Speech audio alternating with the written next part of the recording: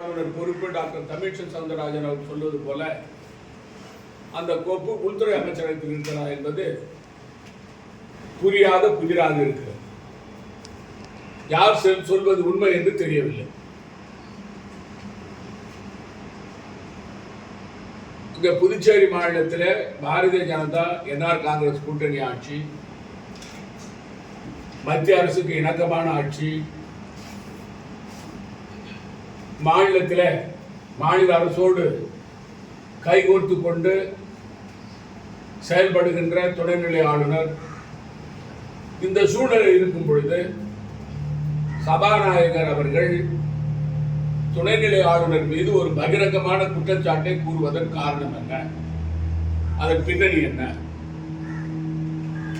துணைநிலை ஆளுநர் அவர்கள் அதை மறுத்து உள்துறை அமைச்சகத்திலே அந்த கோப்பு இருக்கிறது என்று சொல்வதற்கு யார் உண்மையை சொல்லுகிறார்? சபாநாயகருக்கும் அல்லது இந்த ஆட்சியாளர்களுக்கும் ஒரு புறமும் துணைநிலை ஆளுநர்களுடைய அந்த நிர்வாகத்தில் விரிசல் ஏற்பட்டிருக்கிறதா?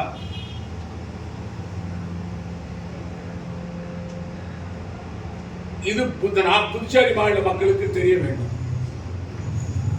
முதலில் சபாநாயகர் அவர்கள் சட்டமன்றம் 300 கோடி ரூபாயிலே கட்ட நாங்கள் நடவடிக்கை எடுத்து கோப்பு அனுப்பினோம் என்று சொன்னார்.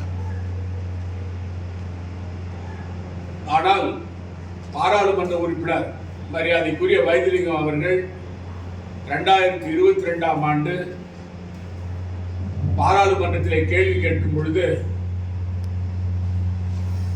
அது போன்ற கோப்பு உள்துறை அமைச்சரகத்திலேயோ மத்திய நிதி அமைச்சர் இல்லை என்று பதில் வந்திருக்கிறது. இப்பொழுது அந்த சட்டமன்றம் கட்டுவதற்கான நிதி 670 கோடி ரூபாயாக இப்பொழுது உயர்த்தி இருக்கிறார்கள். சட்டமன்றம் மற்றும் தலைமைச் செயலகம் இணைந்து கட்டுவதற்கான நடவடிக்கை எடுக்க போவதாக கூறினார்கள். இது நடைமுறைக்கு வருமா? இதற்கான நிதி எங்கிருந்து வரும்? சட்டமன்றம் கட்டுவதற்கு மத்திய அரசு நிதி கொடுக்காது.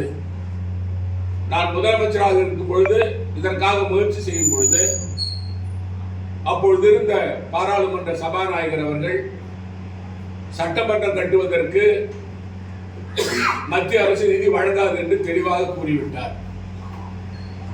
இது யாரை ஏமாற்றுகின்ற வேலை? இப்பொழுது இருக்கிற சட்டமன்றத்தை அந்த இடத்தோடு பக்கத்தில் உள்ள இடங்களை எல்லாம் ஒருங்கிணைத்து மிக சிறப்பான சட்டமன்றத்தை கட்டலாம். இதைத்தான் நாங்கள் எங்கள் ஆட்சியிலே முடிவெடுத்தோம்.